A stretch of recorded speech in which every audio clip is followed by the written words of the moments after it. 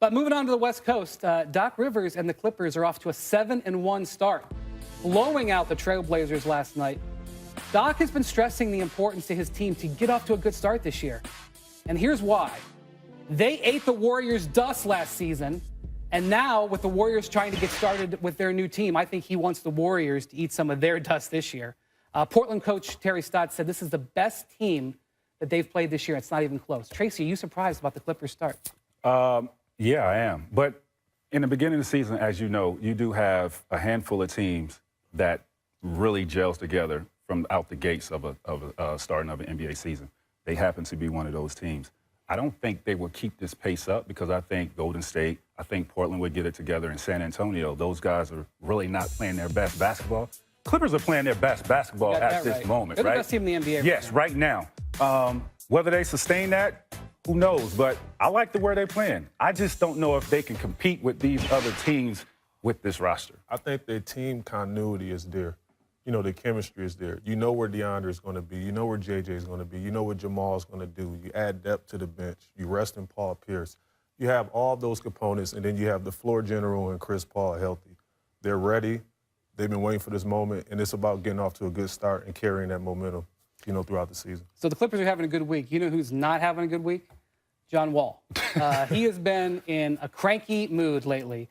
He got fined $25,000 for bumping ref Mark Davis on Monday. He got ejected that night. And then last night, in a game that his team was blowing out the Celtics, he gets ejected for this flagrant 2 foul on Marcus Smart. Before I get into what I think might be wrong with John, Tracy, what's up with him right now? First of all, that is not a flagrant 2 foul. I'm sorry. Like I said before, this league is being over-officiated. That is not a flagrant 2 and warrant of a ejection. And the next thing is, John Wall is just sensitive that he's not in the conversation with Steph Curry, Damian Lillard, with these top point guards that are in the league.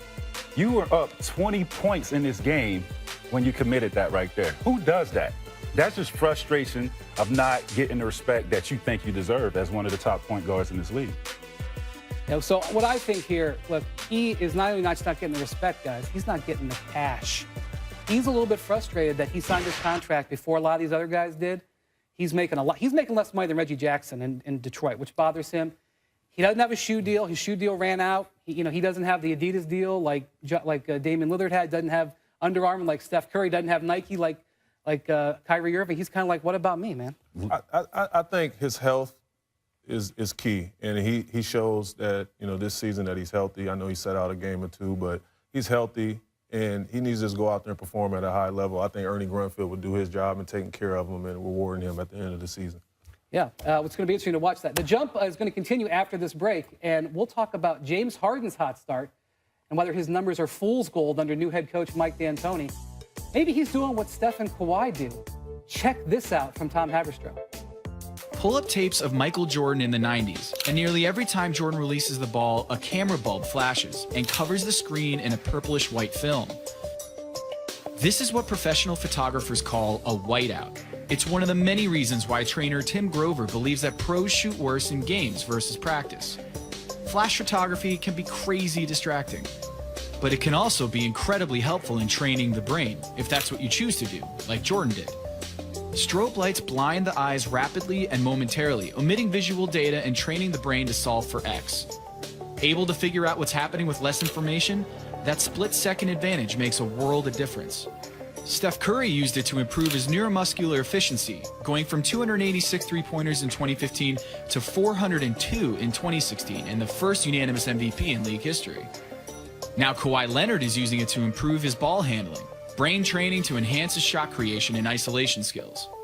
It's like the ball is moving in slow motion, Leonard said, which is bad news for the rest of the league looking to slow down the 2014 Finals MVP.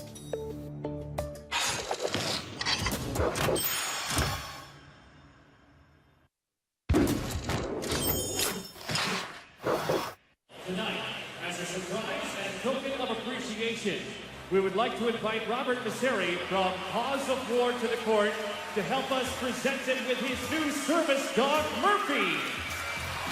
Thank you, Cow Harbor Warriors and Boots of the Court for helping this happen.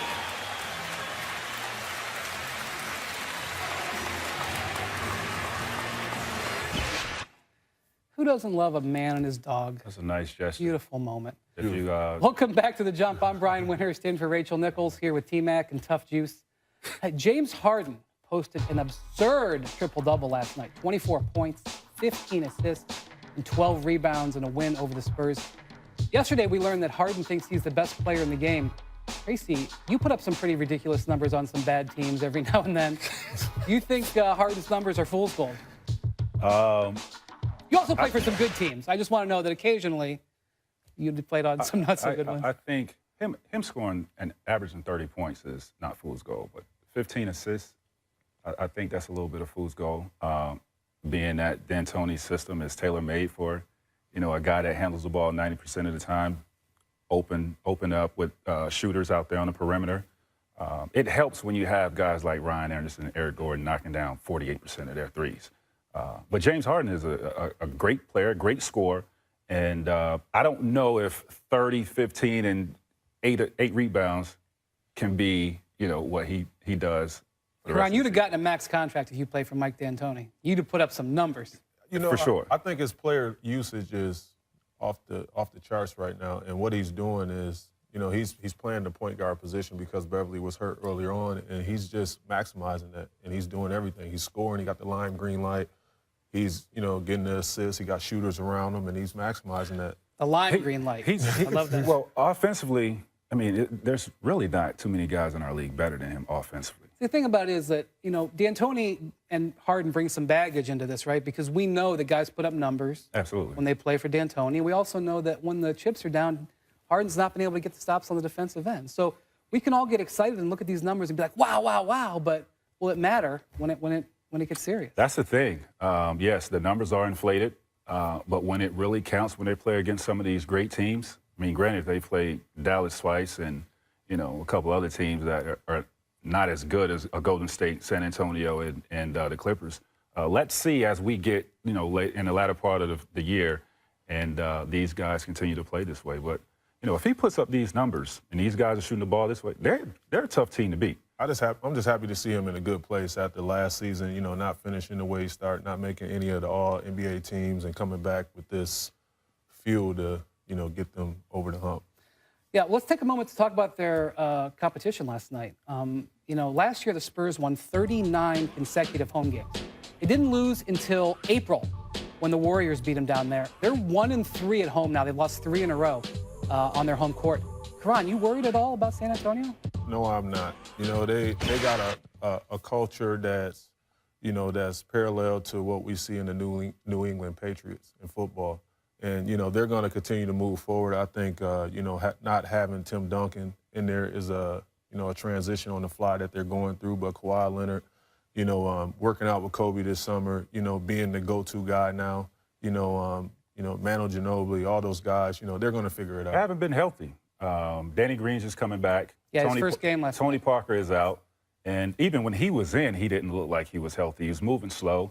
And Powell. I don't know what's up with Powell. Him in L.A. is just not gelling, the way I expected. If you talk to scouts, they think Powell is killing them defensively. And I don't know if that's a matter of he's slowing down or if he hasn't figured out the system. Well, he's slowing down. But, look, you guys know your point guard and your center are your key guys defensively. Both of those guys are slow. They're not getting it. They're not really getting it done right now.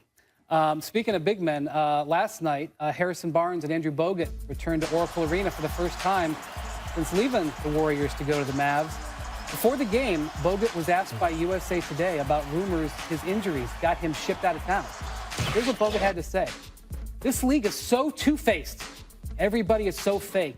The same people who made those comments will see me tomorrow and shake my hand and ask me how my family is.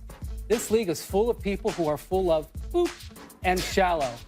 Hey. And that's what you get out there in pro sports. Tell us how you really feel. Tracy, do you agree that the league is two-faced? Stamp. Kudos to him, man. That's how it is. It's like that in politics as well, It's like that in every business in America. It is like that. You should hear what I say about you dudes. When this is over, I'm going to go in. You know what, Brian? I say the same thing. We sit here and we have great conversations about our sport. And, when I leave, I say some things about you. Because you like to send subliminal shots sometimes, I know, too. I'll give you the side eye. Yeah. Last year we saw Bogut get hurt in the finals. J.R. Smith ran into him just like almost, I thought, wrecked his knee. He was very lucky to avoid serious injury. Yeah.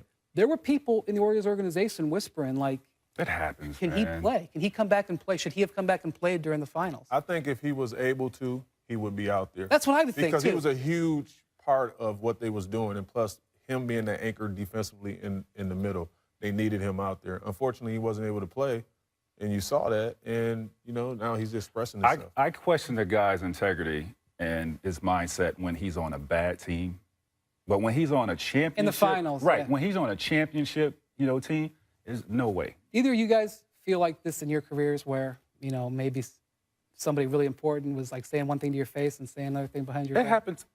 Absolutely. It happens like that all the time in professional sports. It happens like that in life. That's the nature Sure. of the beast in life, and you just got to move forward. Yeah, I mean, I think the real reason Andrew Bogut's not there is they needed to sign the money to sign Kevin Durant. Any other reason like that is Play JaVale McGee. Up next, we'll discuss DeMar DeRozan and his scoring outburst to start the season.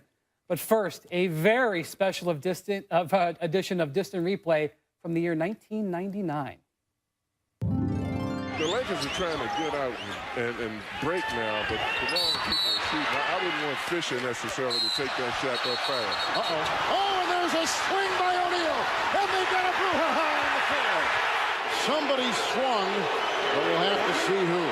But Shaquille pushes him, and then Barkley hits him with the ball. And there's a punch, a left hand. Shaquille threw the first punch. Both Barkley and O'Neal will be ejected.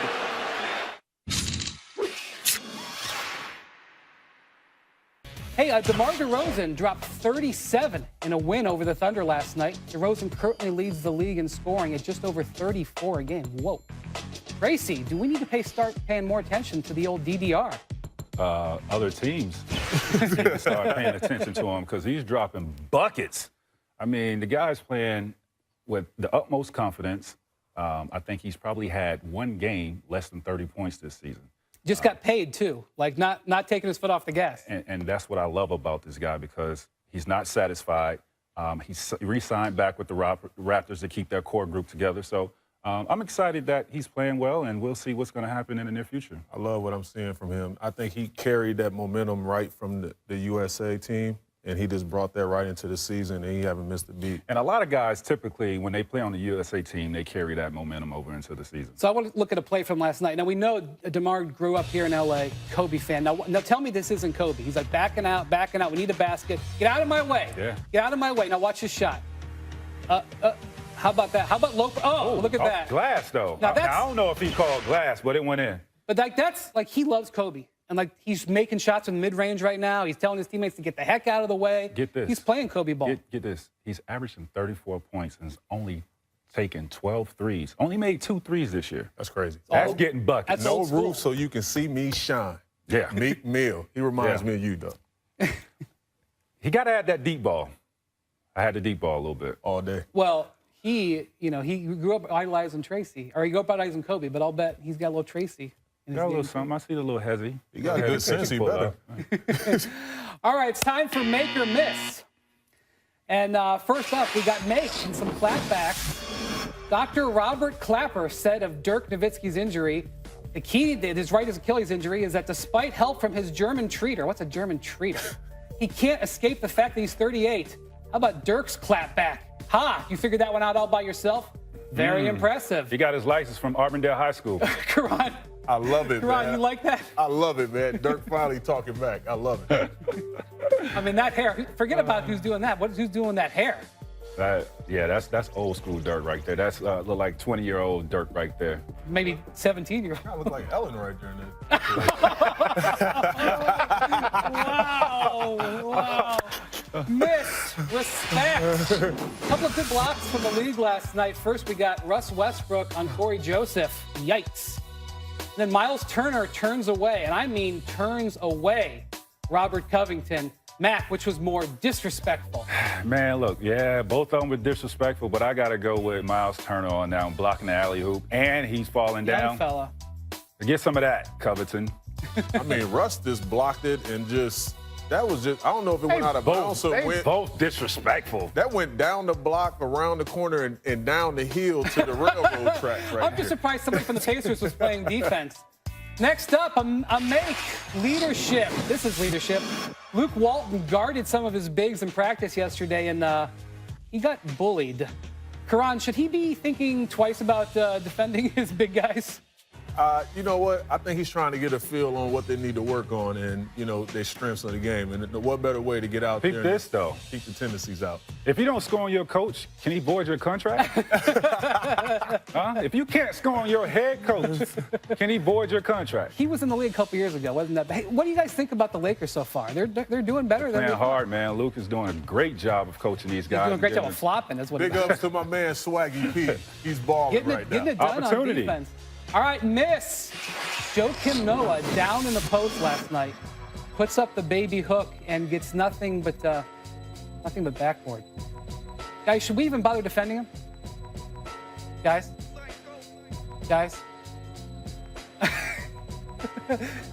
Is this a mannequin challenge?